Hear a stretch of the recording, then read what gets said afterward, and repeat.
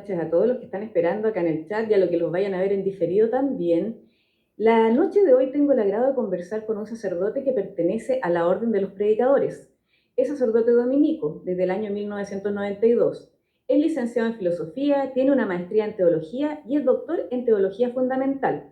Además de realizar su trabajo de evangelización y cumplir con su apostolado en el mundo real, a través de diferentes redes sociales como YouTube e Instagram, lleva y comparte sus conocimientos, prédicas y análisis con fieles y espectadores virtuales en muchos países desde hace años. Consciente de los planes del nuevo orden mundial, ha advertido y preparado a quienes le siguen a tener las herramientas para lidiar contra las ideologías que desean anular al ser humano y alejarlo de su origen divino. La noche de hoy tengo el gusto de conversar con Fray Nelson Medina. ¿Cómo está, Fray Nelson? Mucho gusto saludarte, Viviana. Gracias por esta invitación y gracias por tu tremenda labor de divulgación a través especialmente de tu canal de YouTube. Un placer estar aquí. No, gracias a usted. Realmente me honra su presencia porque yo hace unos años atrás lo vi, me acuerdo, me llegó muy fuertemente cuando lo escuché hablar. Me acuerdo que estaba, parece, en un colegio hablando con apoderados y alumnos y les empezó a hablar acerca del nuevo orden mundial. Y yo dije, oh Dios mío, ¿cómo un sacerdote sabe tanto de esto? Y dominaba completamente los temas. Incluso yo lo vi mucho antes que a otras personas. Y eso me llamó enormemente la atención, porque acá en Chile eso yo no he podido verlo todavía, lamentablemente, en lo que es los sacerdotes católicos. Sí he notado que algunas personas que son evangélicas, algunos cristianos sí están al tanto, pero en el caso del catolicismo acá eso como que muy poquito se ha visto, de repente casi tímidamente. En el caso suyo me gustó esa fuerza, cómo se presentaba, esa fuerza en cómo hablaba de las cosas y cómo advertía que había que cuidar a los niños desde ya, por todas las cosas que se venían en ese momento. Sí, sí, ciertamente. Yo creo que has tocado el punto neurálgico. El adulto a veces lee las cosas desde su propio ángulo y dice, a mí no me van a cambiar. Pero lo que no se da cuenta es que la mente maleable de los niños, de los adolescentes, está siendo transformada delante de nuestros propios ojos. Mm. Y Fray Nelson, bueno, para empezar de manera ordenada y no irme por las ramas porque tengo ese pequeño problema, ya se lo mencioné antes de entrar, voy a partir con la pregunta que le hago siempre a todos mis invitados. Quiero saber quién es Fray Nelson. Bueno, gracias. Soy colombiano de nacimiento y de residencia. Nací en un hogar católico, soy el tercero de 4 hijos. Digamos una familia tradicional en el sentido de lo que pueden ser muchas de nuestras familias, una formación en valores, una formación en la fe. Entré a un colegio de padres dominicos cuando yo tenía 7 años. Ahí terminé mi secundaria. En aquella época tenía un primer impulso de la vida sacerdotal, pero hacia el final de mi tiempo de colegio estaba completamente fascinado por la ciencia y concretamente fascinado por las matemáticas, porque tuve muy buenos resultados en olimpiadas de matemáticas y tuve que representar a mi país en 2 competencias en Estados Unidos en 1981 y en Hungría en 1982. Entonces, la parte vocacional y la parte católica quedó así como un poco en pausa.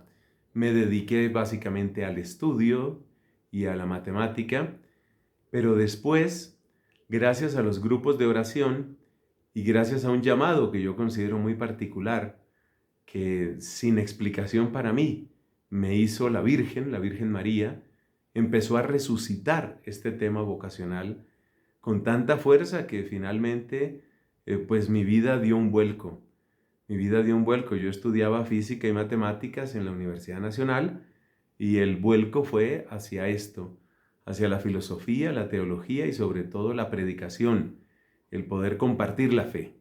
Eso fue el gran cambio que hubo. Ingresé a la comunidad, a la orden de predicadores.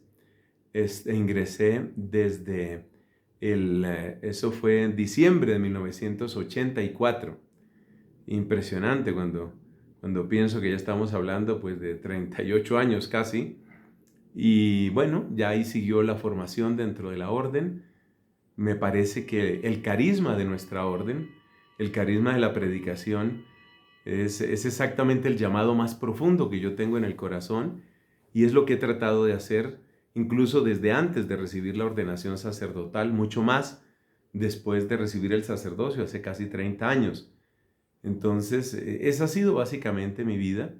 Actualmente soy profesor en la Facultad de Teología de la Universidad Santo Tomás, a la que le debo mucho.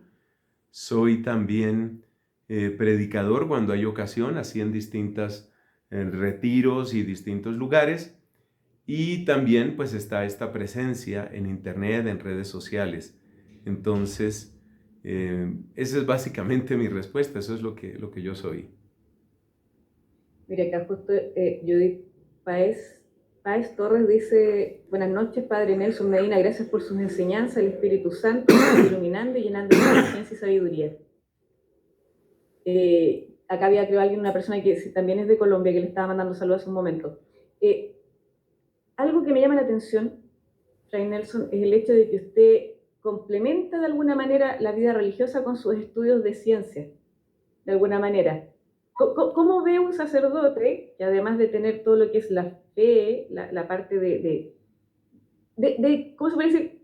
Yo soy una católica más o menos, disculpe, pero yo tratando de retomar de nuevo el catolicismo, porque en la época que yo aprendí, yo se lo comentaba a otros padres anteriormente, al padre Javier Olivera, al padre Rodrigo Miranda y a la hermana María Lasayes también, como que me enseñaron bien, pero no me profundizaron realmente en la parte religiosa. Entonces eso mismo a uno como que lo saca un poquito de la religión. Porque hay gente que dice: no, es que yo tengo que ver para creer. Pero algunos dicen: no, tienes que tener fe, y las cosas se te van a ir mostrando a medida que tú vas sintiendo esa fe. ¿Cómo lo hace usted complementando la fe, la creencia sin ver, con la parte del estudio de la ciencia?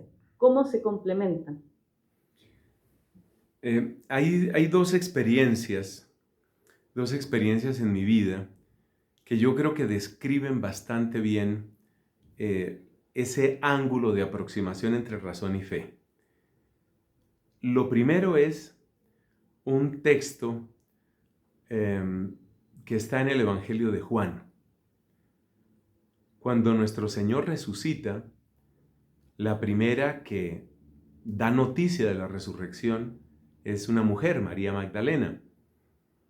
María Magdalena va donde están los apóstoles y se dirigen hacia la tumba vacía, Pedro y Juan.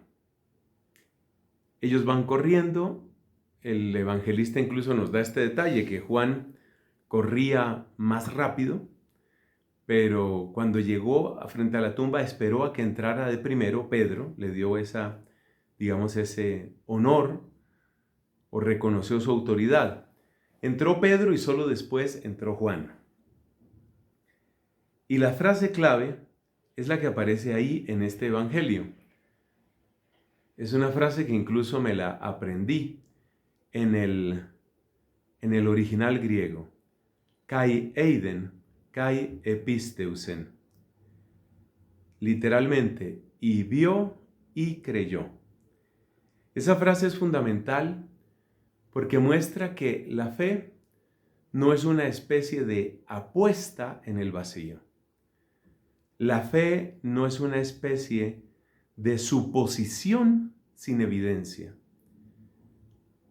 No la ciencia, sino el cientificismo es el que quiere hacernos ver la fe como una especie de afirmación gratuita, una afirmación que no tiene sustento más allá del propio deseo o la propia sugestión. El cientificismo ha creado esa caricatura de la fe, es decir, nos presenta la fe como una afirmación sin evidencia. Pero lo que la Biblia nos dice no es eso. Lo que la Biblia nos dice es que la fe es la respuesta a una evidencia. La fe no consiste en no ver para suponer, no consiste en no ver para imaginar, no ver para desear, sino que la fe consiste en ver, muy al contrario de lo que se cree. Es ver, y es un ver tan profundo que trasciende lo que pueden percibir nuestros sentidos para leer mucho más. Entonces, no es una ceguera, sino una visión ultra profunda. Y esa visión ultra profunda es la que nos muestra el apóstol Juan en ese pasaje de la resurrección, cuando se nos dice expresamente, vio y creyó. Si tomamos ese pasaje como punto de partida, nos damos cuenta que en todo el Evangelio de Juan hay una gran insistencia en la importancia del ver. En el Evangelio de Juan, los milagros de Cristo no son llamados milagros, sino que se les llama señales, signos. Y es un nombre precioso. Signos en griego se dice semeia, y esa es la palabra que trae exactamente el evangelista. De tal modo que estos semeia, estos signos, son invitaciones de Dios para que veamos. Cada milagro es una invitación para que veamos, pero no que veamos únicamente la curación, por ejemplo, sino que veamos el sentido, el significado, la trascendencia, el impacto que tiene esta curación.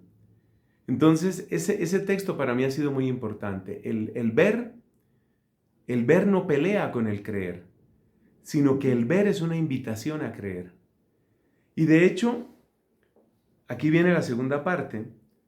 Hasta el siglo XVII y comienzos del siglo XVIII, la inmensa mayoría de los científicos veían la fe como una prolongación de su labor científica. Hay un salmo muy bello que dice, el cielo proclama la obra de Dios.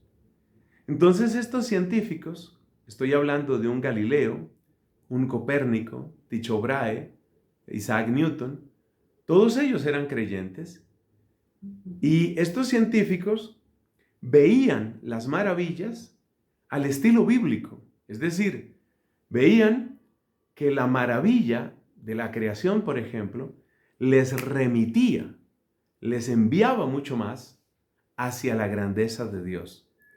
Entonces, aquí es donde está la segunda parte. ¿Qué fue lo que pasó en el siglo XVIII? ¿Por qué a comienzos del siglo XVIII la fe se veía como una especie de corona de la razón, como una prolongación gloriosa de la razón?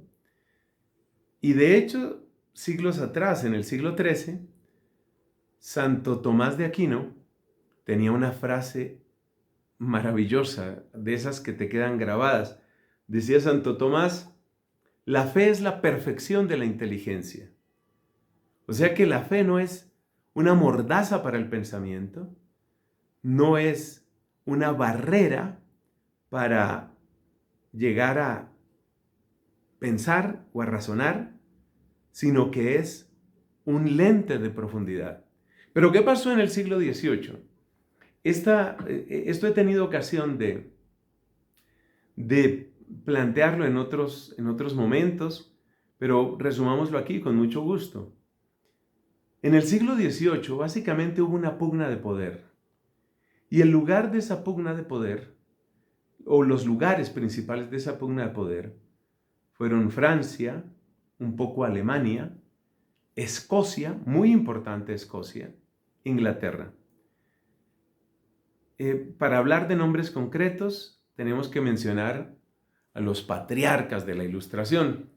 Tenemos que mencionar gente como Voltaire, como Rousseau. Tenemos que mencionar a David Hume y más adelante a Immanuel Kant. ¿Qué pasó con estos intelectuales? ¿Qué fue lo que sucedió ahí? Pues sucedió que en la manera como estaba organizada la sociedad de aquel tiempo, no había un espacio claro para la inteligencia secular. Es decir, el intelectual secular no el intelectual religioso, como decir un monje. El intelectual secular no tenía lugar. Y yo creo que la figura más típica, o las figuras más típicas, pues, son Voltaire, Rousseau y Hume. Quedémonos con Voltaire para no alargarnos mucho. Lo que encontramos con Voltaire es un hombre que tiene un origen, se llamaría plebeyo en aquella época, pero una tremenda ansia de ascenso social. Esto no lo digo yo, esto lo dicen todas las biografías serias de Voltaire, que son casi todas. No tengo aquí que dar autores. Cualquier biografía de Voltaire nos va a conducir a lo mismo. Entonces, era un hombre que amaba la vida lujosa y que amaba la vida social, pero que se me escuche bien, por favor, la vida social de alto rango, la vida social propia de la nobleza. Sin embargo, él no era de familia noble y por consiguiente en la Francia de la época no había mucho espacio para ascenso social. Entonces entra el resentimiento, una palabra absolutamente fundamental en esta historia, es el resentimiento. El resentimiento de Voltaire hacia la nobleza, por una parte, que lo tolera pero no lo acoge, y el resentimiento de Voltaire hacia la iglesia, porque estar en la iglesia, pertenecer al clero, sobre todo al alto clero, es decir, los obispos básicamente, significaba pues tener acceso al mundo que a Voltaire le gustaba. Entonces, si uno mira los escritos de Voltaire, incluso del mismo Rousseau, no hay una actitud agresiva contra Dios. Dios no es el problema de ellos. El problema de ellos es la iglesia. Porque la iglesia es la que tiene el poder. Y eso es lo que ellos detestan con todas sus vísceras. Ellos detestan el poder de influencia de la iglesia. Y por eso, Voltaire utiliza con frecuencia la expresión que hay que derribar o que hay que destruir a la infame.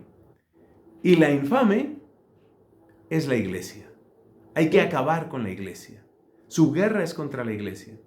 Entonces, obviamente, como toda la iglesia brota de la predicación del Evangelio, entonces Voltaire ataca singularmente la revelación, la posibilidad de que Dios se revele, la posibilidad de que haya un clero, la guerra es contra la iglesia, insisto, la posibilidad de que haya un clero, la posibilidad de que haya unos sacramentos.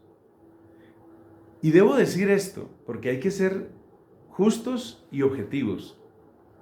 El clero francés de la época no estaba constituido únicamente por santos, pero si analizamos los escritos de la época y la historia de la época, oye, era un clero de una gran estatura. O sea, si Voltaire hubiera vivido en una época de tantos escándalos de clero como los hemos conocido en otras épocas, incluyendo el siglo XVI o el siglo XX o el siglo XXI, Voltaire hubiera hecho fiesta, se hubiera deleitado, sacando a relucir todo lo asqueroso de la Iglesia Católica. Pero realmente el clero francés era un clero ascético en general, un clero generoso, no especialmente inteligente, pero un clero que amaba a su pueblo. Entonces, ¿qué pasa? Que Voltaire tiene que atacar a la iglesia. Ataca la revelación y los sacramentos como superstición y ataca al clero, singularmente al clero alto, los obispos, como vividores, como hipócritas y otro tipo de cosas. Por supuesto, el efecto que esto tiene es crear lo que hoy mucha gente considera que es, llamémoslo así, la norma. Es decir, que la razón se opone a la fe, que la fe se opone a la razón. Ese es el invento de esta gente. Miremos, por ejemplo, la vida de Rousseau, sin entrar tanto en detalles, o miremos la vida de Hume. El mismo Hume, que es considerado como un príncipe del ateísmo, y las críticas de Hume a la metafísica y a la teología para muchos son absolutamente definitivas, el mismo Hume detestaba que lo llamaran ateo. Te repito, y repito a todos, el problema de ellos no era Dios. El problema de ellos era una institución que sentían que frenaba sus aspiraciones, que frenaba sus posibilidades y que frenaba también su modo de vida, porque toda esta gente llevaba una vida privada, pues ya sabemos cómo era el tema de la vida social en la Francia de aquella época.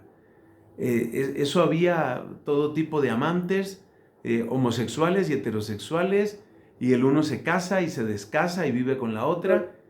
Entonces, claro, la moral de la iglesia, la enseñanza de la iglesia y la autoridad de la iglesia eran el gran estorbo.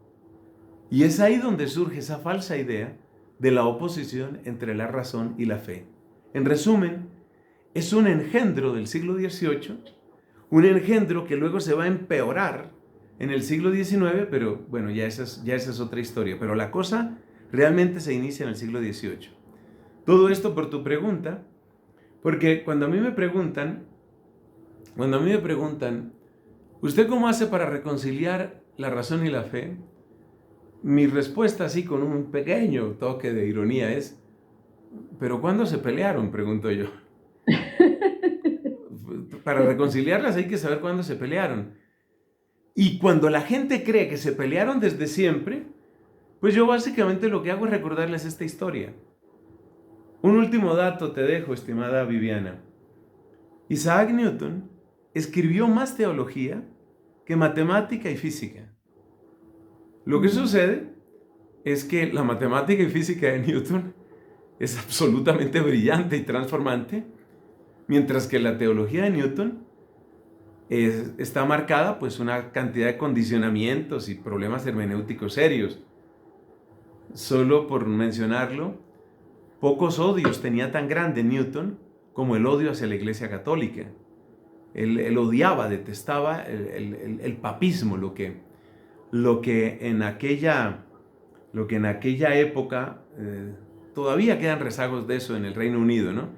Pero lo que en aquella época se llamaba el papismo. Entonces, claro, la teología de Newton es una teología pobre, pues porque el hombre no tenía muchas herramientas. Él sabía muy bien el latín, por supuesto, su obra cumbre de física está escrita en latín. Él sabía bien el latín, pero de ahí en adelante nada más. A ver, acá Pedro Vidal dice, siempre han habido roces de razón versus fe. Me parece sobresimplificado tomar un caso histórico puntual con la historia completa del conflicto. Toda fe se ha encontrado con la razón en algún momento. Pues sí, tienes razón. Claro, la fe se encuentra con la razón. De hecho, si nosotros miramos, San Pablo ya tuvo eso. Ya sea, San Pablo tuvo que encontrarse con la racionalidad griega, que tenía toda una tradición, y luego tenemos a San Justino, siglo II, laico, filósofo, mártir, tenemos a San Ireneo, todos ellos eran tremendos estudiosos, un San Agustín, siglo IV y V. Lo que sucede en todas estas épocas es que es distinto que se encuentren razón y fe y que estén en conflicto razón y fe. El conflicto, el establecer el conflicto, es una cosa absolutamente artificial que se gesta básicamente en el siglo XVIII. Y me sostengo en eso porque está la historia, no puedo decir otra cosa porque está la historia. Y están todos estos pensadores, tanto del lado protestante como del lado católico. Y si nos vamos a otros, a otros credos, entonces encontramos, por ejemplo, a Avicena, a Averroes, musulmanes. Ellos no veían problema entre razón y fe. Lo resolvían a su manera, que luego pues no es la manera como se plantea en la fe cristiana. Maimónides, judío, pues por supuesto que habla de razón y fe, pero no lo ve como una oposición, como una ruptura. La ruptura, el conflicto, la guerra, es un invento del siglo XVIII. Y ahí yo creo que le respondió la consulta a la persona, claro, porque pensó que estaba diciendo la historia no parte del siglo XVIII, pero se estaba hablando específicamente, puntualmente, de estos personajes que de alguna manera como tenían ese problema con la iglesia, no realmente con Dios, sino que con la iglesia, creen esta situación. Absolutamente, absolutamente. Y hay una cosa muy curiosa y es que en la medida en que ese conflicto con la iglesia se empieza a aclarar, también se empieza a ver lo vacío que es esa pelea entre razón y fe. Lo vacío. Bueno, no sé qué tanto nos vamos a extender en esta parte, pero bueno, sobre esto he publicado bastante. Básicamente he republicado, he tomado lo que en otras partes han publicado. Por ejemplo, este portal católico, que lo aprecio mucho, Aleteia, Aleteia ha publicado varias, esto se llama antologías de obras católicas que tienen que ver con la ciencia, o de grandes científicos que tienen que ver con la fe católica. Y bueno, la lista pues es inmensa. El primero que habló razonablemente sobre el Big Bang fue un sacerdote católico. El padre de la genética es un monje agustino y sacerdote, Mendel. Luis Pasteur, el gran científico que transformó completamente la manera como vemos el tema de las epidemias y las infecciones y el mundo microscópico, Luis Pasteur, fervoroso católico. Es decir, yo creo que ya llegó la hora de dejar estas peleas trasnochadas. Yo no veo por qué tenemos que seguir peleando por los traumas o por las taras que hubieran tenido gentes de otros siglos. Mucho más razonable es empezar a descubrir que a partir de nuestra razón y a partir del don precioso de la fe, es mucho, pero mucho lo que podemos avanzar. No, espectacular lo que me acaba de decir. Yo no le quería ni interrumpir porque estaba demasiado interesante lo que dijo y la gente acá en el chat estaban todos muy atentos escuchando y dando sus opiniones. Está preguntando un chileno despotricando si es una web lo de Aleteia, pregunta. Sí, es una web. Aleteia es una web. Y tiene un nombre muy bonito. Aleteia viene de la palabra griega aletheia. Aletheia significa verdad. Pero todo el mundo lo acentúa, el portal católico, todo el mundo lo acentúa Aleteia. Si usted pone Aleteia en cualquier buscador, usted pone Aleteia, científicos católicos, ahí le sale por lo menos un artículo. Y es muy bueno. Sobre todo a mí me interesa que no vivamos de prejuicios ni de peleas viejas. Creo que la vida es demasiado corta para perderla en cosas como esas. Mira, acá justo Pedro Vidal, que le estaba haciendo la consulta, dice: mi novia es creyente y yo soy ateo. Nunca hemos tenido ningún problema en verdad. Bueno, ellos siempre tienen unas muy buenas conversaciones y tienen una relación de pareja muy estable y con proyecciones a futuro para tener una familia muy bonita. Entonces, y él tiene mucho respeto a los católicos y a los cristianos. Y lee bastante también. Bueno. Inclusive creo que la Biblia la ha leído bastante, así que es una persona bastante investigadora. Yo creo que tendría, yo me imagino teniendo una conversación con él, tendrían horas de charla. Más adelante quizás. Acá, consulta, vamos a otro tema para que sí, porque igual la pregunta fue, es decir, digamos, la respuesta que usted dio fue bien extensa, tiene como para varios capítulos, creo yo, con todos los personajes que usted nombró, pero quiero ir a una parte fundamental con respecto a su actividad, no solo como sacerdote, sino que en la parte de los medios, porque comparado con otros sacerdotes se puede decir que usted es un precursor de los medios, es decir, porque usted tiene Instagram, tiene YouTube, tiene Facebook, participa en diferentes páginas web, no sé si tiene TikTok, no tengo idea, pero siempre usted está en todas partes y desde hace muchos años trabajando con los medios virtuales. ¿Cómo ha sido su experiencia con respecto a eso, al llegar a más gente? Porque obviamente no es lo mismo estar frente a frente a los feligreses, obviamente la presencia física entre personas es más importante, si se puede decir así, pero ahora las comunicaciones que tenemos, la parte digital nos ayuda mucho. ¿Cómo ha sido su experiencia de poder, entre comillas, evangelizar y entregar la palabra, además de compartir sus investigaciones a través de los medios virtuales? Viviana, ha sido una experiencia, el balance muy positivo, pero quisiera desglosar un poco la respuesta. Claramente la razón primera por la que llegué a los medios, lo primero pues fue una página web, después YouTube y después redes sociales, más o menos ese fue el orden. La experiencia ha sido positiva, pero yo quisiera desglosar un poco. A ver, estar en Internet es una oportunidad realmente única de evangelización. Los testimonios que podría contar son muchos, pero me voy a limitar a dos que me han impactado y que me han llegado al corazón. Un amigo colombiano, él es doctor en investigación epidemiológica precisamente, pero esta historia sucedió mucho antes de COVID y todo aquello. Un amigo colombiano estaba en China. Estaba cerca de Shanghái. Y llegó la Semana Santa, que por supuesto no tiene ninguna repercusión en el mundo chino. Y me decía él, tus predicaciones me han sostenido en esta Semana Santa en China. Cuando yo veo que se puede llegar, que se puede tocar un corazón a tantos kilómetros y se puede prestar un servicio a tantos kilómetros, eso me llena de gozo, eso me parece que justifica todo el esfuerzo. El otro testimonio que quiero dar es el de una señora mexicana que vive en Baja California, en su país, en México. Y ella me decía, yo soy muy pobre, no estoy segura que usted venga nunca aquí. Yo no tengo dinero para ir a Colombia.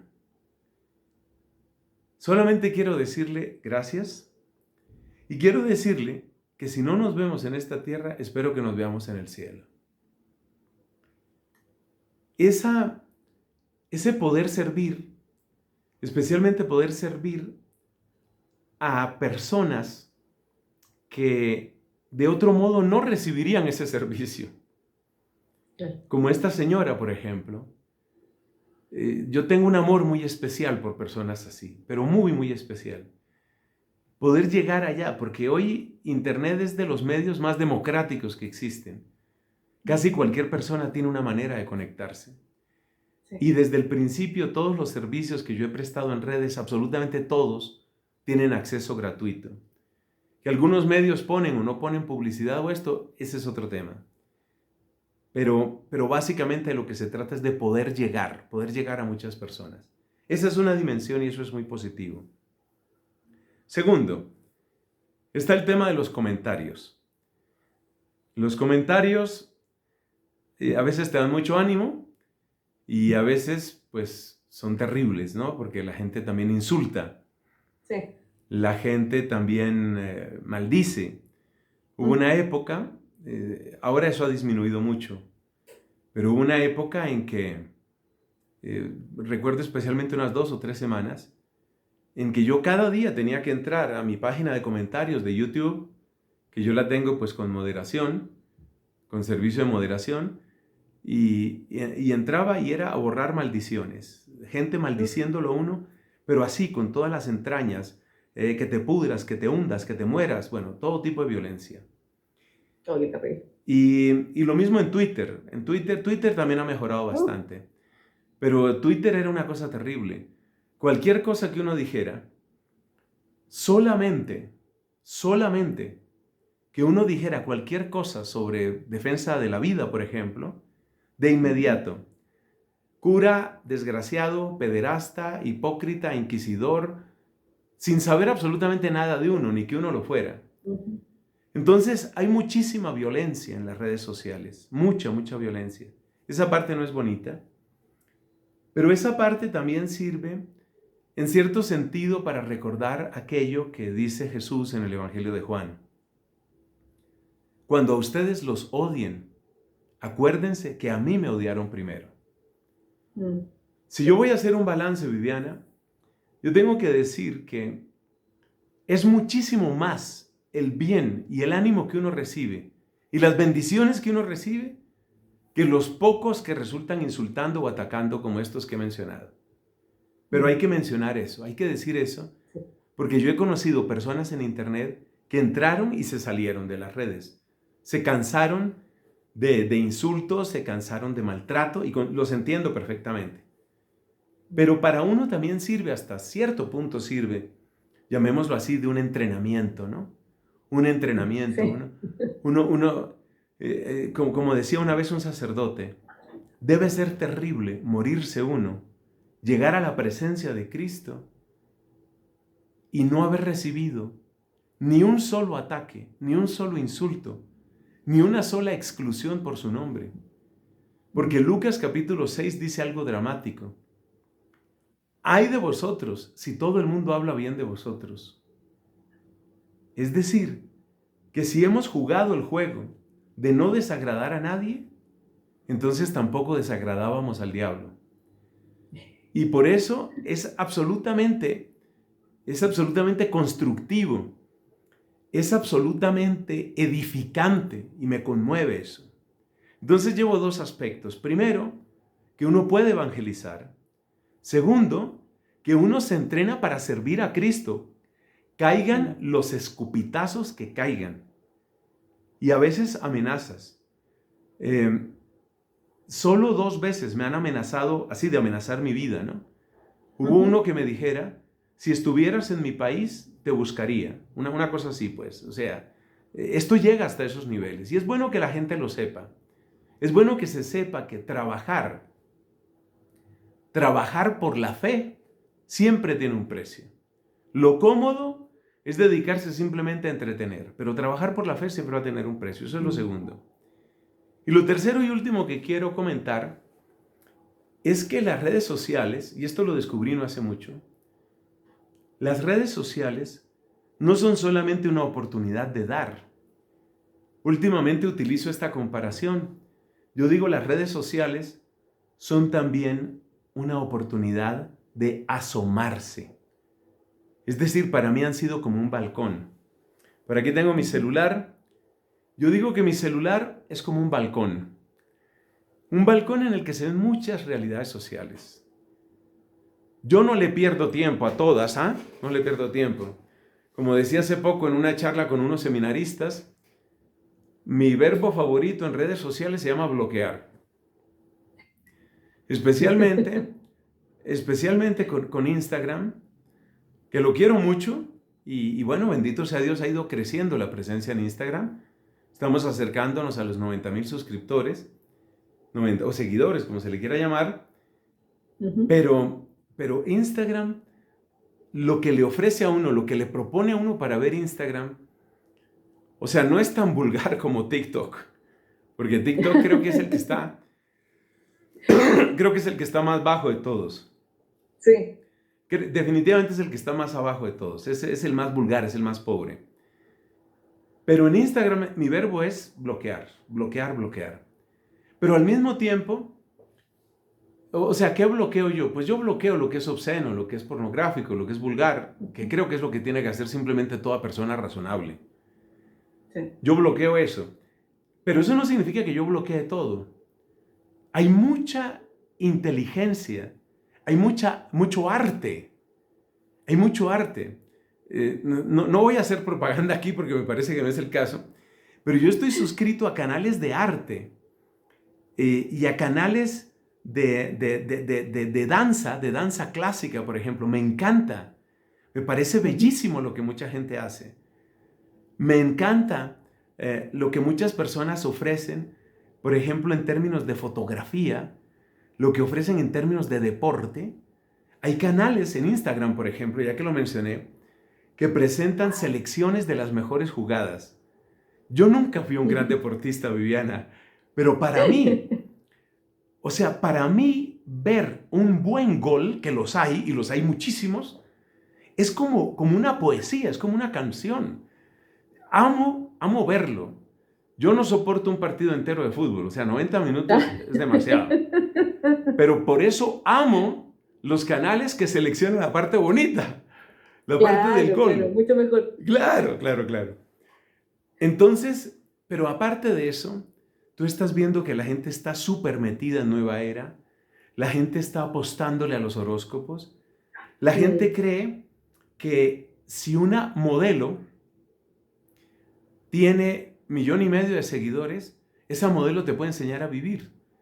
Entonces, a mí me llama la atención, hay modelos que son muy correctas, o sea, no toda la gente está dedicada pues a la vulgaridad. Hay modelos que son muy bonitas y además son muy correctas.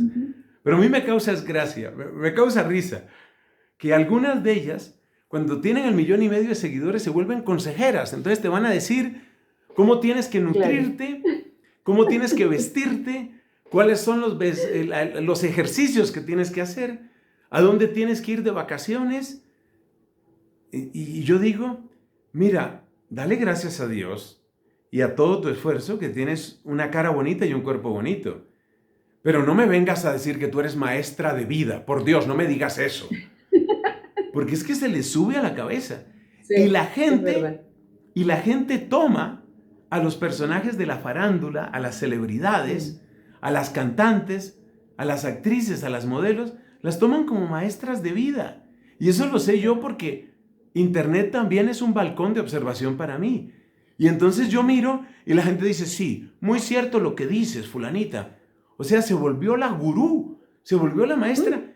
Y yo digo, por supuesto que esa chica ni ha tenido edad para formarse, ni tiene tiempo para formarse, porque pasa, según confesión propia, pasa 6 horas en el gimnasio todos los días.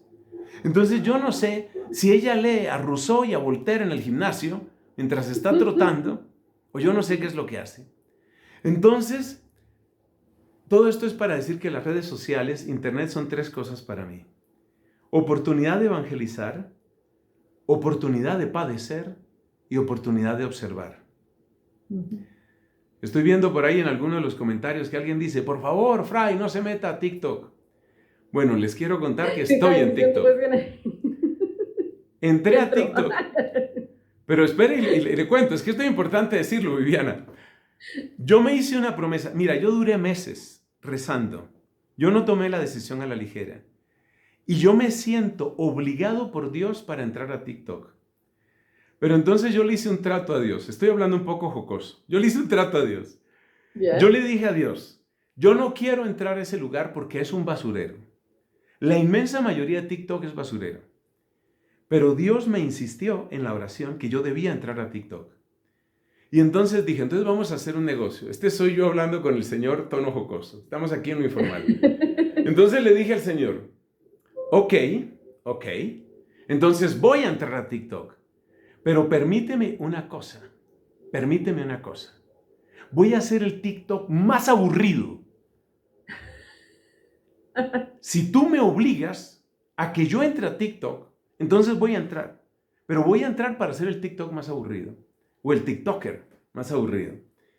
Y creo que tengo el TikTok más aburrido del mundo. Mi TikTok se llama Fray Nelson _al_piso oficial. Porque hay otro Fray Nelson, que es un sacerdote que por supuesto lo respeto mucho y creo que está haciendo cosas interesantes. Yo respeto lo que cada uno hace. El nombre ya estaba ocupado, mi nombre que utilizo en todas partes ya estaba ocupado. Entonces el mío se llama Fray Nelson oficial, con una barrita ahí abajo, ¿no? Barrita al piso. Fray Nelson _al_piso oficial. Y adivina qué es lo que hago. Pues estoy enseñando pedacitos de latín.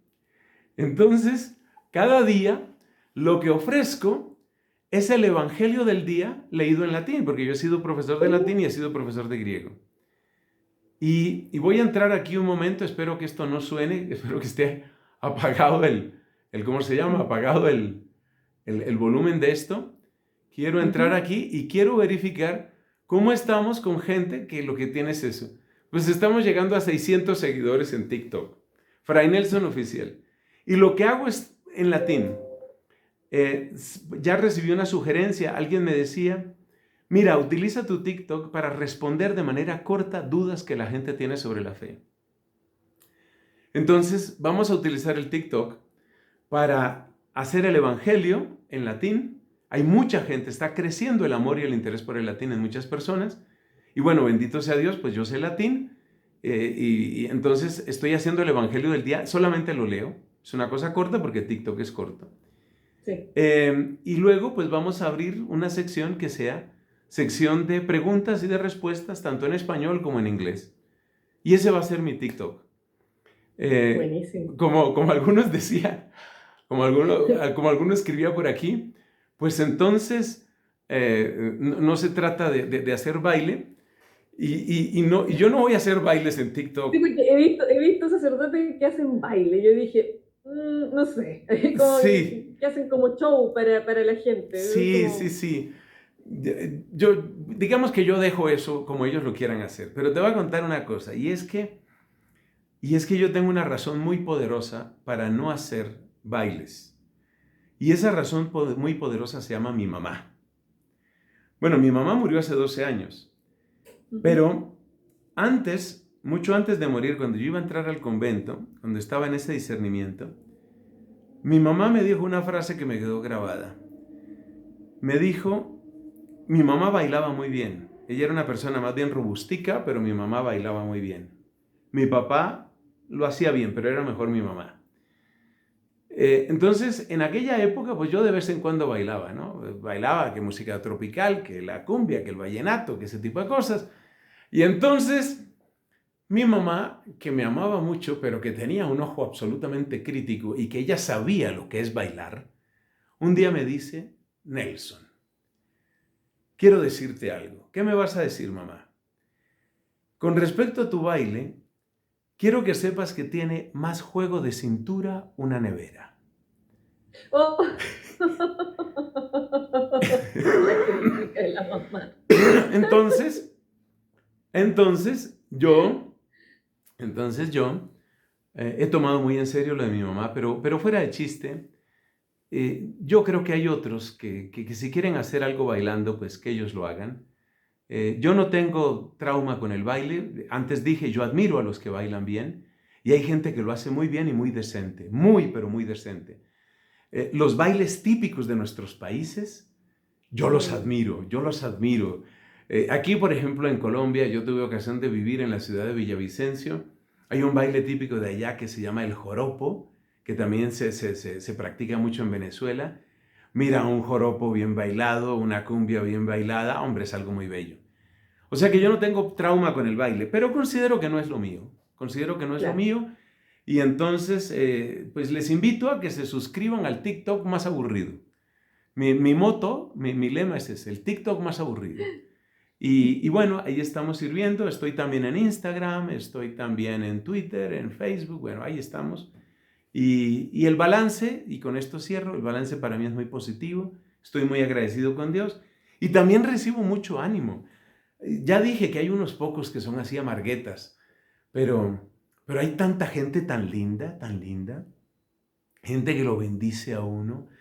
Le he tomado un cariño especial, será por lo que mi mamá murió hace tanto, pero le he tomado un cariño muy especial a las abuelitas. Mira, a mí me conmueven, yo creo que es la gente que más me conmueve. Las abuelitas, el otro día me escribe una bisabuelita, era por allá de Guatemala, de Honduras. Entonces me dice, saludos de esta bisabuela que a sus 90 sigue aprendiendo. Rezaré por usted. O sea, por Dios, ¿cómo no se derrite uno con eso? ¿Cómo no dice uno, vale la pena esto? Hay que hacer presente a Cristo, hay que llevar a Jesucristo a todas partes. Qué hermoso. Mire, tengo dos preguntas que hace rato las dijeron, no quiero dejarlas pasar. Si me permite, le voy a poner las dos preguntas. Dice acá, Pedro Vidal dice, ¿cree usted que existe un prejuicio desde los creyentes hacia los ateos? Y la otra pregunta que tengo acá, déjeme buscarla, estaban las anteriores. Acá está la otra, dice, Fray Nelson, buenas noches, mi pregunta es, ¿en qué medida es bueno llegar a los jóvenes de una manera más eficaz a la Santa Misa con música más moderna? Yo he escuchado algunas críticas con respecto a eso porque como que han metido mucha guitarra, se ha puesto como muy rock de repente y como que eso de alguna manera dicen que no va con el estilo, digamos, musical que debería tener una ceremonia tan importante como es la misa y la Eucaristía. Muy buenas preguntas ambas.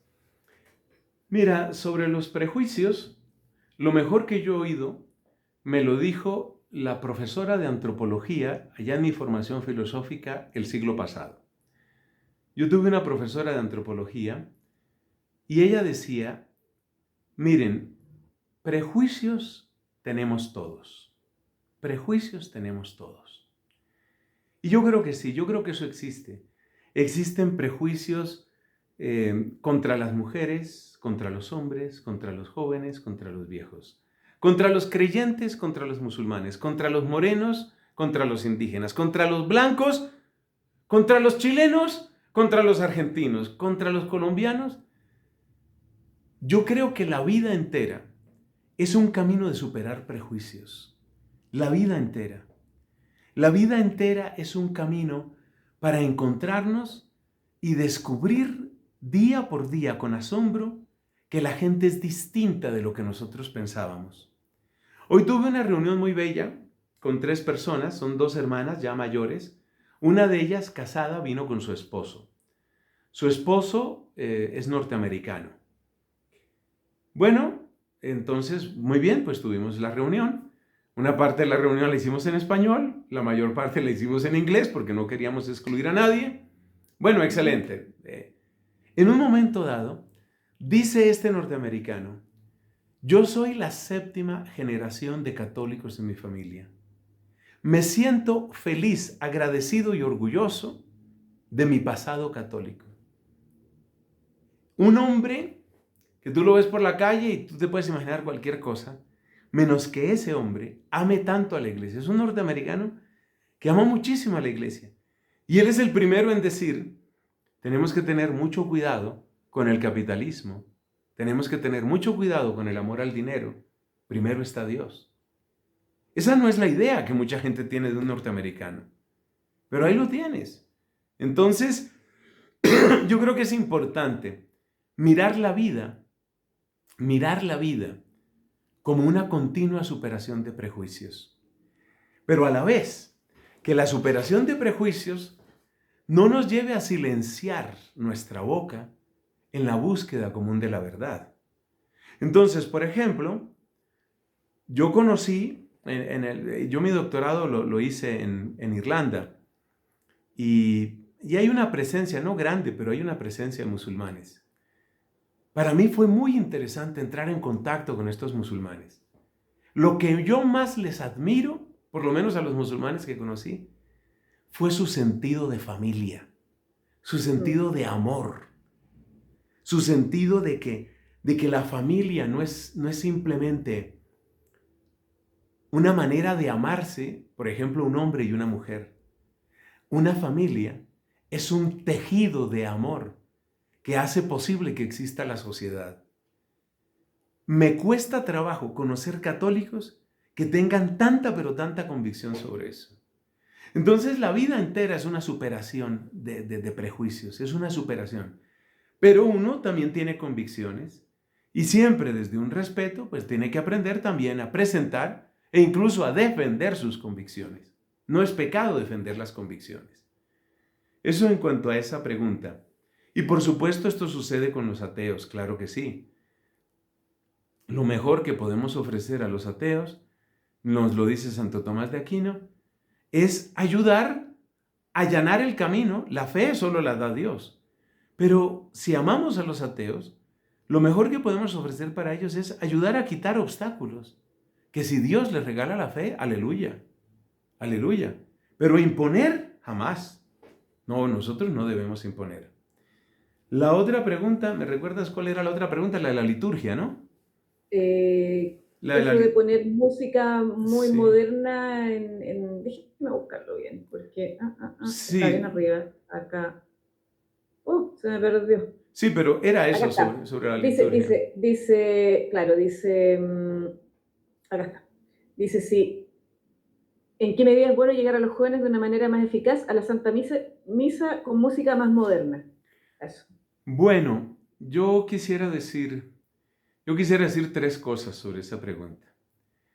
En primer lugar, yo quisiera que no tuviéramos la imagen de que a todos los jóvenes les gusta lo que llamamos música más moderna.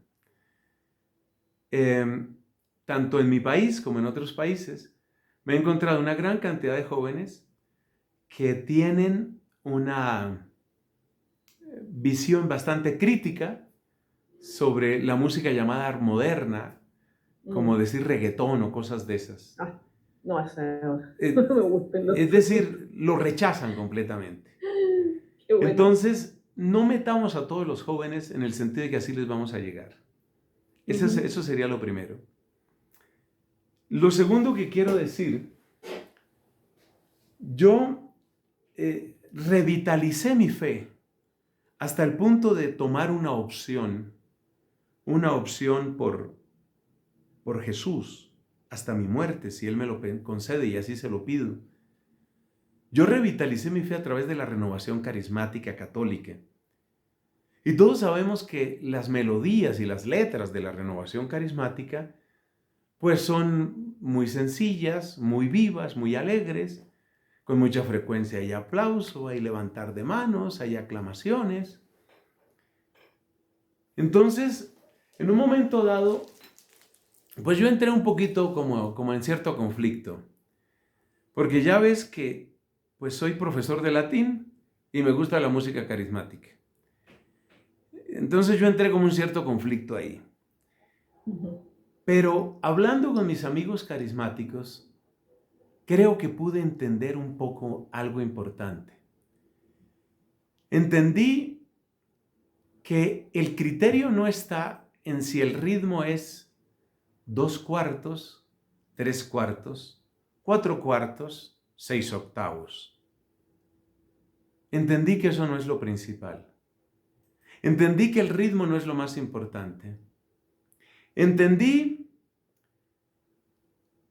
que el criterio era otro, y eso lo hablé incluso en un congreso carismático. Mi tema es este. Cuando termina una canción, que puede ser muy moderna o muy antigua, ¿qué queda en ti? ¿Qué queda en ti? Queda recogimiento, asombro, adoración, cercanía con el Señor, transformación de tu vida. ¿Queda eso? ¿O qué queda? Porque yo me di cuenta que tanto en música carismática antigua como en música carismática reciente, a veces pasa que el canto es supuestamente tan festivo o tan moderno que cuando termina el canto, la gente queda riendo, conversando, mirando, riéndose del otro que hizo tal o cual cara. Si eso es lo que dejó ese canto no es para orar. Y por lo tanto, pues no es para la misa. No es para la misa. Entonces, hay cantos que no son malos. A mí no me gustan particularmente. Por ejemplo, hay un canto que era muy popular hace unos años, ¿no? Aquel de los animalitos que entran al arca, ¿no? Los animalitos subieron de dos en dos, los animalitos. Bueno, y luego vienen las representaciones, que las aves, que los conejos, que no sé qué. ¿Qué queda después de ese canto? Yo no digo que ese canto sea pecado. Ese no es mi punto. Lo que yo quiero decir es, ¿qué te deja cuando termina ese canto? ¿Qué queda en ti? Queda un reconocimiento potente del señorío de Cristo. ¿Ganas de servirle, adorarle, amarle, hacerlo conocer? ¿O quedaste simplemente entretenida, divertida, divertido? ¿Qué queda en ti? Algunas personas creen que el único canto que sirve es el canto gregoriano. El canto gregoriano. Pues yo hago la misma pregunta. ¿Qué queda en ti? Entonces, por ejemplo, una vez le preguntaba a una señora amiga que le gustaba mucho el gregoriano, ¿qué queda en ti?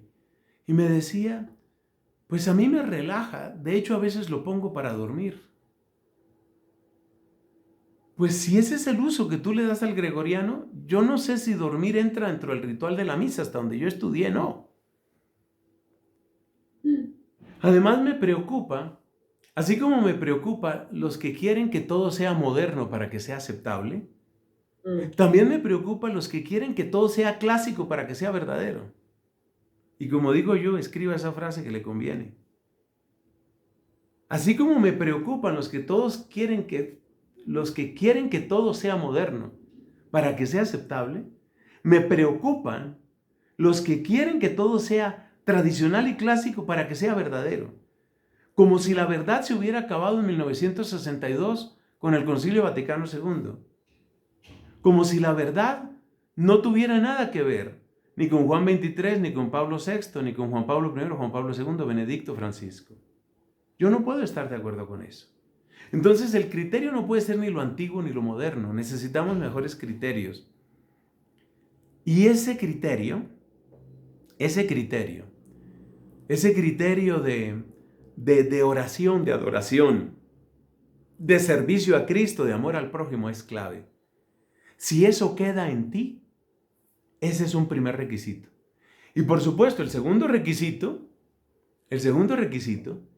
y esto lo dice claramente la instrucción general del misal romano, es que la música esté al servicio del momento que se está viviendo.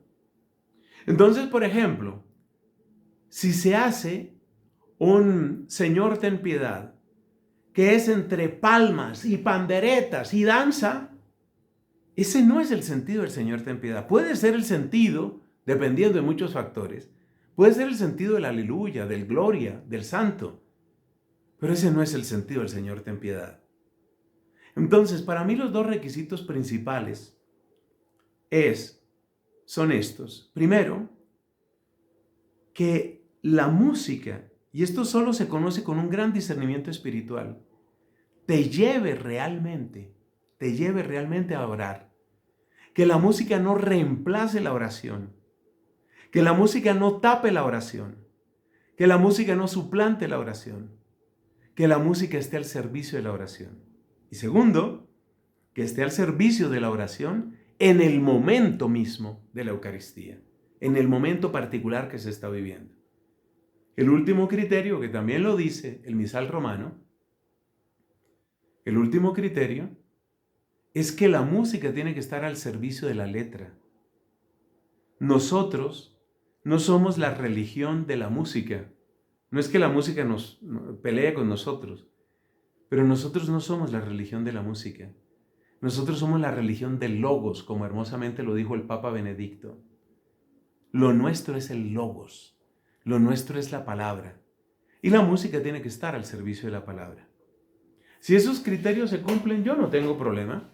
Hay cantos que pueden ser muy festivos y muy felices y muy alegres y donde la gente participe, y habrá otros que sí. Yo conozco sacerdotes que, me acuerdo uno que decía, por allá un español que apenas conozco así de lejos, ¿no? Y él decía, pues jamás participaré en una misa donde la gente se mueva. O sea, para él el modelo es la estatua, ¿no? Parado, sentado, rodillas, ¿no? Quieto. En Estados Unidos también hay una gente que tiene una especie de trauma con eso de las... Entonces, si se va a decir el Padre Nuestro y alguien levanta las manos y dice, Padre, no. En ninguna parte dice la rúbrica que el fiel laico pueda levantar las manos para el Padre Nuestro. Entonces, como que quieren robots ahí en la iglesia. ¡Ay! Yo no tengo problema. Si quieres, Viviana, atribúyelo a mi ancestro africano que lo tengo. Atribúyelo, pero yo no tengo problema. Bien entendidas y vividas las cosas, yo no tengo problema con una danza litúrgica en el momento que es, cuando es y cómo es. Yo no tengo problema. Pero que entendamos que somos la religión del Logos y que entendamos que nosotros de la oración tenemos un fruto fundamental que se llama amor a Dios y amor al prójimo. Perfecto. Bueno, acá habían diferentes comentarios de gente que le gustaba la música gregoriana, otros que preferían una cosa un poquitito más... Inclusive nombraron a Hildegarda de Bingen, que yo, de admitir, conocí la obra de ella en el año pasado porque conocía otras cosas de Hildegarda de Bingen, pero nunca profundicé, y gracias a una historiadora chilena que hizo justo un directo en el que habló de ella, mencionó las obras musicales, y yo no las conocía, y el año pasado empecé a disfrutarlas. Y realmente a mí me transportan, es como inclusive cuando empiezo a sentir como un poco como de congoja, cuando siento como que se me empieza a ir un poco la sensación de estar bien, pongo a Hildegarda de Bingen. Qué Y lindo como que eso. te eleva inmediatamente, es como que te saca, así te lleva a espacios superiores. No sé, una idea mía, no sé si me estaré engrupiendo yo sola, Bendito pero sea pareciera Dios. que fuera así. Bendito sea Dios. Yo quiero contarte, a mí algunas de Hildegarda me gustan. Tal vez mi oído no está demasiado educado. Algunas de Hildegarda, otras no las entiendo, otras me suena más como a otras cosas, pero mi criterio musical no es que valga demasiado. Una cosa que sí quiero decir complementando es que la liturgia bien entendida es cuerpo, mente, alma, es todo nuestro ser. Entonces, no le tengamos miedo al sentimiento, no le tengamos miedo a la emoción, no le tengamos miedo al cuerpo, pero cada cosa en su sitio, cada cosa en su Claro. sitio. Algunas veces hemos visto, a mí me ha pasado, ¿no? No que me pase todas las misas, pero algunas veces hemos visto que un sacerdote consagra y lágrimas brotan de sus ojos. Está emocionado. ¿Por qué va a ser feo eso? ¿Por qué va a ser feo? ¿Por qué va a ser feo que en un retiro de clausura, en la misa de un retiro, en la misa de clausura de un retiro, hay un momento en el que se levanta la hostia por Cristo con él y en él, y una persona no puede más con su emoción, y cae y se postra? No es solo que se arrodilla, es que se agacha delante de la Eucaristía. Si una persona es rigorista, entonces va a decir, este no es momento de eso. Este es el momento para que tú estés de pie. Por Dios, entendamos que, como dice San Pablo, que todo tiene un orden, pero en ese orden entra toda nuestra humanidad. Lo emocionante, lo sensible, lo simbólico, pero como corona de todo ello, el logos, la palabra, como corona. Pero no como si fuera lo único. Todo nuestro ser, todo nuestro cuerpo, toda nuestra emoción, todo lo nuestro, cabe indudablemente allí donde estamos en la presencia del Señor. Fray Nelson, le quería hacer otra consulta. Vamos a ir así como a otro tema, pero al mismo tiempo es importante con su visión personal y su visión como sacerdote. ¿En qué momento usted se dio cuenta, porque ahora hablando de la música y todo eso, la música puede de alguna manera llevarnos hacia altas esferas de lo divino y de alguna manera contactarnos también con Dios y también la misma misa? Usted comentó hace un momento de cómo en cierto momento en el siglo XVIII de alguna manera odiaban la institución de la iglesia, pero actualmente yo veo que está tanto muy perseguida no solo la iglesia, sino que el cristianismo en general, el catolicismo en general. En todas partes se nota eso. Acá en Chile se quemaron hartas iglesias cuando fue lo de la insurrección del 2019. Todavía siguen, inclusive habían unas frases que decían la mejor iglesia es la que arde, no sé, más o menos, es decir, no, la iglesia que brilla es la que arde, una cosa así, que en Sí, el sí. fondo era buscar quemar las iglesias.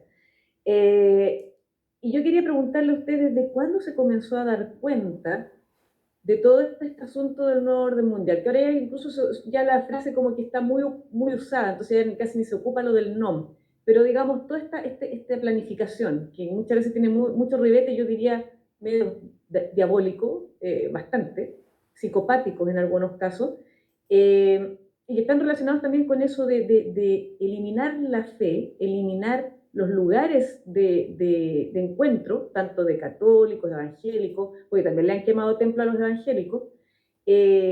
¿Por qué ve usted eso? Aquí yo siempre digo, ¿cree usted que en estos momentos estamos viviendo una situación en la que hay un enfrentamiento entre el bien y el mal y no solo una cosa política, económica y social como lo han querido mostrar durante varios años? Me alargué un poco con la pregunta, pero más o menos quería redondear las Sí, cosas. sí, sí, sí. Bueno, parto de lo que primero me preguntaba sobre cuándo me empecé a dar cuenta. Me empecé a dar cuenta especialmente cuando empecé a notar paralelos. Paralelos es que se presenta por 25ª vez un proyecto de liberalización total del aborto en Colombia.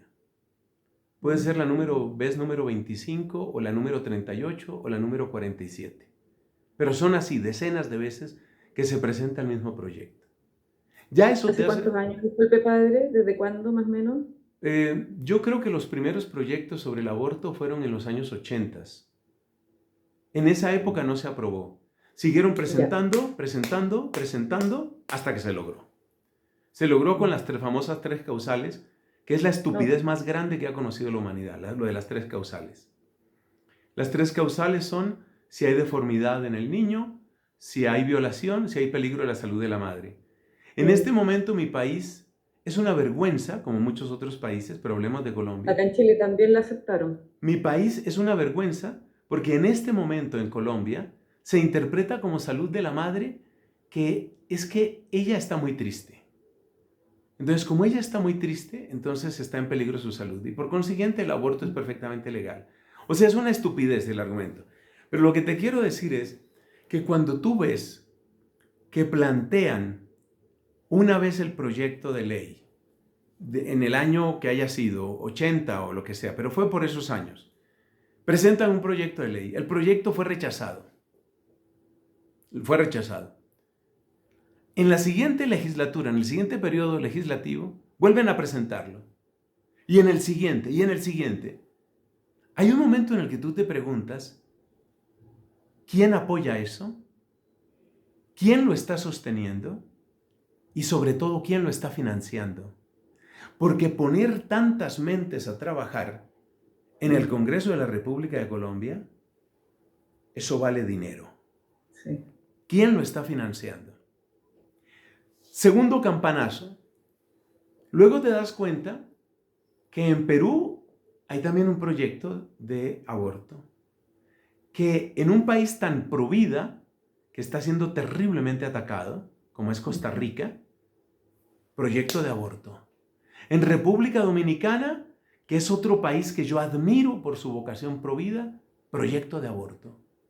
Entonces, hay un momento en el que tú dices, ¡Ey, espera un momento! ¿Quién los está poniendo de acuerdo? Y ahí es donde uno entiende que este es un tema global. Que esto no es solamente Chile aprobando el aborto, o Argentina aprobando el aborto, o Ecuador, que ahora mismo está discutiendo otra vez el tema del aborto. No es un asunto nacional, este es un asunto global. Claramente hay instituciones, hay dineros, hay personas que saltan de un país a otro y que tienen una agenda. Y luego lo mismo, vamos con matrimonio llamado igualitario, vamos con eutanasia, y entonces tú empiezas a notar una serie de líneas convergentes muy interesantes, muy interesantes. Porque resulta que los proyectos que aquí vamos a llamar transnacionales, como este tema del aborto, los proyectos transnacionales no se dan al azar. Ojo con esto, no se dan al azar. Es decir, no es que haya un proyecto transnacional, por ejemplo, para el aborto y otro proyecto transnacional, por ejemplo, para hacer un mercado común latinoamericano y otro proyecto transnacional para proteger las aguas territoriales y la pesca comercial. No. Tú empiezas a ver que estos distintos proyectos apuntan fundamentalmente hacia dos realidades. Y esas dos realidades son familia e iglesia. Entonces, ¿cómo puede uno negar que algo está sucediendo? ¿Cómo lo puede negar uno? ¿Cómo puede negar uno que hay algunos grupos, algunos acuerdos, algunas personas y por supuesto muchísimos millones de dólares detrás de esto? Entonces yo no considero que sea ningún golpe de genialidad ni nada parecido. Es simplemente observar la realidad. Es simplemente darse cuenta de lo que está sucediendo. Y es darse cuenta que en eso que está sucediendo está el poder político, están los medios de comunicación, están los beneficios económicos, están grupos específicos, como por ejemplo la masonería. Eso está perfectamente claro. Quiero hacer una última anotación sobre esto. Observemos este detalle. Las estrategias son prácticamente las mismas en todas partes. Ese también es un dato importante. Por ejemplo, para seguir con el caso emblemático que es el del aborto, siempre se parte de lo mismo. Siempre se empieza por historias emocionalmente conmovedoras. Vamos a presentar en un periódico de circulación nacional la historia, aquí inventémonos un nombre, de Matilde. Matilde, a la cual le toman una foto que te rompe el alma, es una niña de 12 años y medio, ha sido violada por un primo suyo y ahora ella está condenada a la maternidad, porque en este país no se permite el aborto.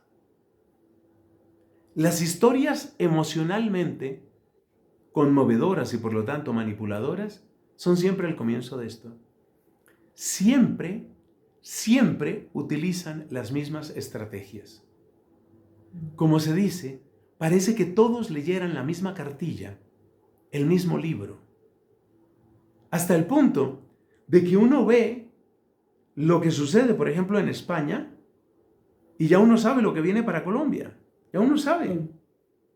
Uno ve lo que sucede en Francia. Francia está un poquito más distante culturalmente, pero para allá vamos. Exactamente para allá vamos.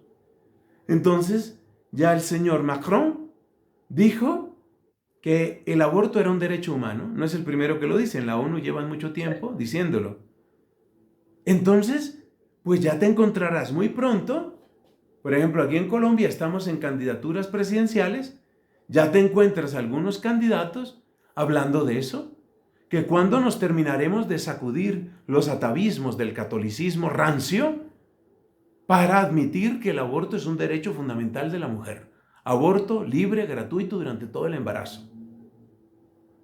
Entonces, uno lee todo eso y uno dice, pues, ¿qué puedes concluir? Que realmente hay unos intereses. Un tema diferente es, ¿qué tan articulados están esos intereses? Ese ya es otro problema distinto. ¿Qué tipo de organización tienen? La gente se apresura y entonces dice, todo depende de los Rockefeller, todo depende de los Ford, todo depende del Club de Bilderberg, todo depende de la masonería. Yo personalmente no creo que haya que especular tanto, ni creo que se logre mucho especulando tanto, sobre cuáles son las mediaciones estructurales del nuevo orden mundial. Hay unos nombres que son bien conocidos. Uno sabe, por ejemplo, qué quiere Jeff Bezos o Bezos, el de Amazon. Uno sabe qué quiere Bill Gates, uno sabe qué quiere George Soros. O sea, esos casos son evidentes. Pero ¿de qué manera se articula el poder? No es ni siquiera lo más importante en esto.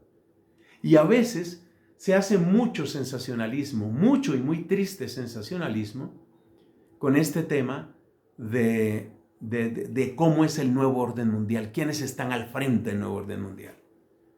Yo digo, menos especulación y mucha más organización y coherencia de parte nuestra. La especulación no sirve de nada. A algunos que tienen sus canales en YouTube, la especulación les sirve, pues les sirve para ganar likes. Pero me parece una ganancia muy triste. Mucho más interesante es hacer consciente a nuestra gente y tomar las posturas claras y la vida comunitaria que es necesaria para vencer ese tipo de enemigos, ese Goliat de nuestro tiempo. Mire, justo acá Leticia Reyes hacía esa pregunta, y yo también la tenía por acá que se la quería hacer. Y dice, ¿y qué se debe hacer frente a este ataque? Yo la tenía un poquito más elaborada y había puesto, bueno, realmente son dos preguntas que le quiero hacer con respecto al tema, uno del aborto y otro que dice, le puse acá, ¿por qué cree que se ha elevado el neopaganismo? Porque esto va un poquito a la mano, y el satanismo como nuevas religiones y se persigue el cristianismo y el catolicismo. Yo creo que va un poquito como con esto también del aborto, porque también hay eso, el hecho que la mujer empieza a decir de que es mejor abortar, bueno, y de repente los rituales que hacen ellas casi son, porque acá hacen como rituales, donde hacen como performance, en las que parecen como que estuvieran abortando. Sí, sí. Lo otro que le iba a preguntar, y a mí me interesa harto saberlo, ¿qué pasa con las almas de los niños abortados y qué pasa también con la mujer que comete un aborto? Son dos preguntas que le quise hacer así de inmediato para no olvidarme. Sí, respondémosla de una manera corta. La mejor respuesta creo que la ha dado Benedicto. Nosotros no debemos suponer automáticamente la salvación, o sea, la llegada al cielo de los niños abortados. La solución teológica que se daba en el llamado limbo es insuficiente por falta de sustento en la tradición teológica y en la misma Sagrada Escritura, entonces la mejor solución es, como tantos otros difuntos que han sido asesinados de muchas maneras, las almas de los niños abortados las encomendamos a la misericordia de Dios en la oración de la iglesia. Eso es lo que hemos de hacer. Oramos por esos difuntos como oramos por todos los demás difuntos, con una especial confianza en la medida en que tenemos certeza de que ellos no han cometido ningún pecado personal. Pero que hay que orar, hay que orar. Eso en cuanto a ellos. Con respecto a la mujer que ha cometido esta realidad, quisiera decir rápidamente 3 cosas. Primera, yo pido que tengamos una actitud de justicia y misericordia en la medida en que, empiezo por la misericordia, en la medida en que la persona carga sobre sí un trauma terrible que le va a acompañar toda la vida. Y por eso lo primero que necesita es amor y acogida, sea cuales sean las circunstancias del aborto voluntario que haya cometido. En cuanto a la parte de la justicia, hay que hacerle ver a la mujer, sin faltar a la caridad, que lo suyo es gravísimo. La mayor parte de las mujeres lo saben ya. Pero hay que hacerle ver a la mujer que lo suyo es gravísimo. Pero también tenemos que entender nosotros la cantidad de gente que está alrededor de un aborto y que muchas veces ha empujado a la mujer hacia el aborto y la ha dejado sola. O sea, la han llevado al borde del abismo y la han empujado. Esto incluye al hombre que la embarazó o que la violó. Esto incluye a la familia que muchas veces no da el apoyo. Esto incluye a amigas, las desgraciadas amigas que en vez de dar un verdadero consejo y un verdadero apoyo, lo que hacen es lanzarla hacia lo que va a ser el desastre de su feminidad para el resto de su vida. Por eso siempre que me dicen, no, es que una amiga me aconsejó y luego me acompañó. Yo siempre les digo, en confesión o lo que sea, solo te pido un favor, no la llames amiga, porque fue tu enemiga. En ese momento, por lo menos, fue tu enemiga, la persona que arruinó tu vida. Entonces, es muy importante en esto del aborto y la mujer empezar por esa postura de justicia y misericordia. Segundo, es necesario darnos cuenta que cuanto más pensante es la mujer, cuanto más capaz es de la palabra y del uso de la palabra, más a salvo está. No puede ser casualidad que los movimientos abortistas que involucran mujeres en nuestro tiempo, todos les enseñan o a mostrar senos, o a pintarrajearse, o a gritar, o a hacer otro tipo de barbaridades. Es decir, los movimientos abortistas muestran que antes de matar al bebé de la mujer, matan la capacidad racional de la mujer. Cuando destruyen la capacidad de pensamiento de la mujer, ella queda lista para abortar, queda lista. Por eso, cuanto más pensante es la mujer, cuanto más dialogante es la mujer, cuanto más inteligente, pero con inteligencia capaz de razonar, mucho mejor. Y esto quiere decir que la prevención del aborto pasa por la formación de la mujer, la formación de la mujer. En tercer lugar, lo que quisiera decir es que la defensa de la vida no puede terminar solamente con el nacimiento. Muchas de estas mujeres han visto con terror el nacimiento de la criatura porque simplemente se sienten incapaces de ser mamás. Por eso, una verdadera política provida y una verdadera actitud provida no se despide de la mujer cuando ya parió, sino que acompaña a la mujer en su realidad, la acompaña después del parto y defiende la dignidad de la vida humana en toda circunstancia. Es decir, tenemos que ser providas integrales, providas integrales. Bueno, acá en Chile, si no me equivoco, hay una fundación que se encarga justamente de acoger a mujeres que, en este momento no me acuerdo del nombre, pero se llama Fundación Tanto, y acoge mujeres que están en este momento así como dudando si van a tener o no a su hijo, y les ayudan, les hacen seguimiento, y además de eso, también les ayudan a encontrar algún tipo de trabajo posteriormente. Entonces, ese tipo de instancias son súper importantes, como usted bien dice. problema está en que los movimientos abortistas lo que hacen es solamente darte la posibilidad del aborto y nada más. No Exacto. hay después, no les dicen que vas a tener un trauma, que después vas a tener un post-trauma horrible que te va a durar toda la vida, como usted bien dice, y que incluso puede llegar hasta el suicidio en algunos casos. Así Porque las sucede. mujeres llegan a tener un peso tan fuerte en su corazón que no lo van a soportar durante toda su vida. Lo otro que le preguntaba, padre, era lo del neopaganismo y el satanismo, que se ha ido extendiendo mucho.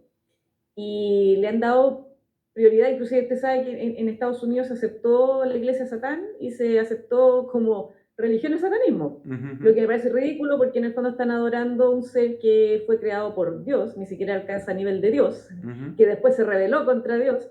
Entonces, como que tampoco sería una religión, entre comillas, porque religar es ligar a Dios, religare. ujú. Pero en este caso, ¿cómo ve usted esta situación de que se le está dando, se está elevando al satanismo y el neopaganismo como unas nuevas religiones y se persigue al cristianismo y al catolicismo? Bueno, yo quisiera hacer una distinción, ¿no? Es decir, aunque son fenómenos distantes de nuestra Ujú, fe católica, hay una gran diferencia, ¿no? Los movimientos neopaganos, en general, lo que predican es una especie de reconciliación con las fuerzas de la naturaleza, aunque ellos ujú, entienden la naturaleza no solamente como materia, sino como aquello que trasciende la materia. Entonces, en ese sentido, conectan fácilmente con prácticas de la antigua brujería y todo ese tipo de cosas. claro. El satanismo directamente pretende una especie de adoración del diablo, pero lo que dicen los satanistas, y fue con lo que lograron su aprobación en Estados Unidos, es que ellos no están predicando ninguna maldad. Lo que ellos dicen es que el demonio ellos lo presentan como un símbolo de la absoluta libertad para construir la propia vida, es decir, la autonomía frente a cualquier institución, cualquier imposición, etc. Bueno, ¿qué podemos decir al respecto? Yo creo que la frase que por lo menos a mí más me ilumina, la frase que a mí más me ilumina es la frase de Chesterton, de Gilbert Chesterton, que dice, cuando se deja de creer en Dios, se empieza a creer en cualquier cosa. Y yo pienso que esa es la realidad. Antes comentaba Instagram y mi celular, que yo lo quiero mucho porque es mi balcón de observación, eh, y yo decía, y comentaba en este mismo programa, comentaba cómo hay un repunte, pero impresionante, de brujería y de horóscopo y de todo tipo de adivinación en Instagram. Yo lo que hago es mirar una o dos cosas de lo que ofrece la persona, entender lo que está pasando, saber qué impacto tiene y después obviamente borro y bloqueo. Pero es que me toca casi todos los días, casi todos los días. Entonces la gente está metida de lleno en eso, pero de lleno. ¿Por qué? Pues porque el corazón humano, como ya lo descubrió y lo puso en palabras de un modo tan precioso San Agustín, el corazón humano está hecho para el infinito. Entonces lo que ofrece el materialismo es trabaja duro, compra duro y diviértete duro. Esa es la famosa rueda de la que hemos hablado tantas veces. Producir, consumir y entretenerse, eso es lo que ofrece el materialismo. Pero el materialismo no puede llenar ese vacío terrible que tiene el corazón humano. Entonces, ese vacío lo busca en yoga, lo busca en pirámides, en cuarzos, en aromas, organizando los muebles de la casa, bebiendo yagé, haciendo rituales, abrazando árboles, invocando espíritus, creyendo en channeling, es decir, cualquier cosa, cualquier cosa. En el fondo lo que eso muestra es ese vacío tan terrible. Y ese vacío terrible se une a una situación muy fuerte, muy, muy fuerte. Y esa situación es que la institución que estorba, precisamente porque es global, es la iglesia. Y sobre todo la iglesia católica. Es muy sencillo, en el fondo es muy sencillo. Si tú quieres crear un movimiento global y tú quieres llegar a todas partes, cualquier otro que tenga la misma pretensión tuya es un estorbo para ti. Si tú quieres, por ejemplo, vender Coca-Cola en absolutamente todos los países, pues te estorba Pepsi, así de sencillo. Entonces, si tú quieres imponer el nuevo orden mundial, si tú quieres imponer una determinada agenda, la institución que te estorba es la iglesia, porque la iglesia es la institución global por excelencia. Mateo 28 dice, vayan a todas las naciones, y enséñeles a guardar todo lo que yo he mandado. Entonces, la Iglesia Católica es universal en el alcance y es universal en el contenido. Nada es tan estorboso, nada fastidia tanto a la masonería o al nuevo orden mundial, nada le fastidia tanto como la Iglesia. A veces lo dicen abiertamente, a veces no lo dicen, pero siempre lo practican. Es lo que les estorba.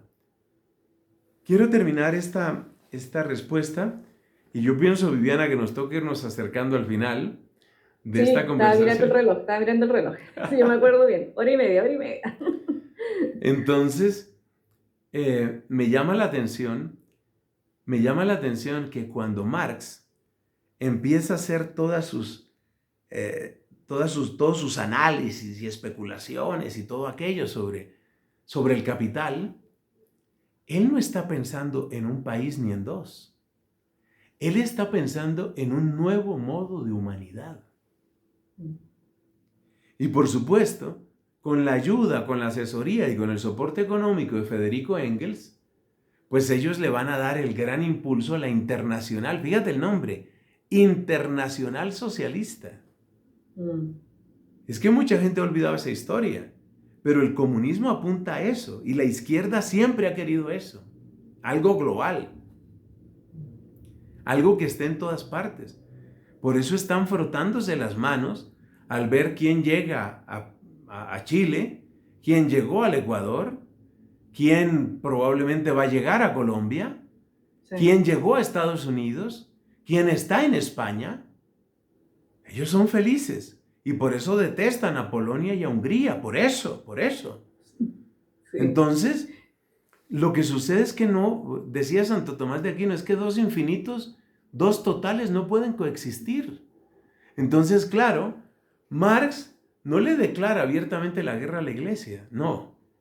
Pero cuando él dice, lo que tiene que llegar y lo único que va a triunfar es la Internacional Socialista, entonces decía nuestro Señor Jesucristo, el que pueda entender que entienda, el que tenga oídos para oír que oiga. Entonces, claramente, eso conlleva una persecución a la iglesia. Con una anotación que no alcanzamos a desarrollar en esta conversación por el tema del tiempo, pero con una anotación muy importante, Viviana. Y es que la persecución va cambiando de cara a cada siglo. La persecución en nuestro tiempo no es lo mismo que la persecución del siglo II, del siglo III. Las persecuciones actuales son fundamentalmente persecuciones de hostigamiento, persecuciones respaldadas por la ley y persecuciones que se expresan ante todo en multas y cárceles. Esa es la persecución actual. Alguien decía, el demonio aprende lecciones. Y el demonio aprendió que torturar a los cristianos no era la mejor idea, por lo menos en el siglo XXI. Porque cada cristiano que tú torturas se convierte en un mártir, así muera o no muera. A los mártires que no los lograban matar los llamaban en la antigüedad los confesores.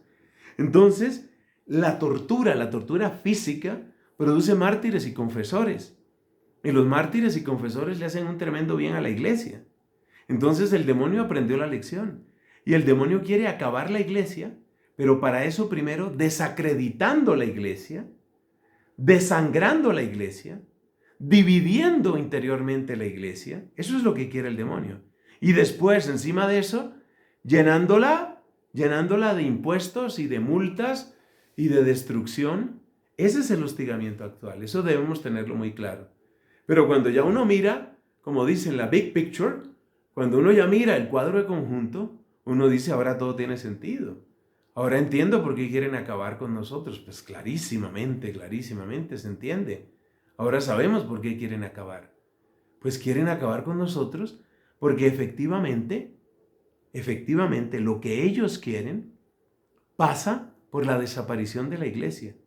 Pero no tengamos miedo, y este es mi mensaje de despedida, no tengamos miedo, porque bien dice la primera carta de Juan, el que está en nosotros es mucho más fuerte que el que está en el mundo. Muchas gracias, Fray Nelson. Y no sé si sería mucho pedirle si nos pudiera dar su bendición, especialmente en estos tiempos que estamos corriendo acá en nuestro país, que va a empezar un himno. Yo ya le comentaba algo fuera de cámara, no lo voy a repetir, pero ya más o menos le comenté cómo está la situación de nuestro país. Sí. Y me encantaría y sería un honor si nos pudiera dar una bendición a nuestra patria y a nosotros los que estamos en este momento acá en el chat y a los que van a verlo después. Con todo el cariño, Viviana, con todo el cariño. Yo he seguido todo el proceso de Chile, todo el proceso lo he seguido. Desde aquellas primeras protestas, porque la educación no era gratuita, y después el tema del metro, y después van mostrando su verdadero rostro, ¿no? Hasta llegar a la reforma constitucional y llegar a todo aquello. Así que con todo el amor para Chile, a quien quiero mucho, solo he podido estar un par de veces en Chile, pero con todo el amor, la bendición para Chile y por supuesto para quienes nos acompañan en este momento o para quienes están siguiendo esta transmisión. Padre Dios, tú nos diste a tu Hijo Jesucristo y enviaste al Espíritu Santo para darnos y confirmarnos en la verdad. Haz que seamos ante todo humildes y amorosos discípulos de la verdad, para luego ser auténticos testigos creíbles de la verdad. Bendice a Viviana, bendice este canal, bendice a las personas que siguen esta transmisión y por tu amor, bendice a Chile y a nuestros países. Bendice a Chile. Hay gente que ya tiene todos los cálculos, pero tú sabes calcular mejor que cualquiera y tú sabes dar sorpresas de tu gracia y de tu amor. Bendice este canal, bendice a Chile, bendice nuestros países y a quienes nos siguen en esta entrevista. Te lo suplico en el nombre y por el valor infinito de la sangre de tu Hijo. En el nombre del Padre y del Hijo y del Espíritu Santo. Amén. Amén.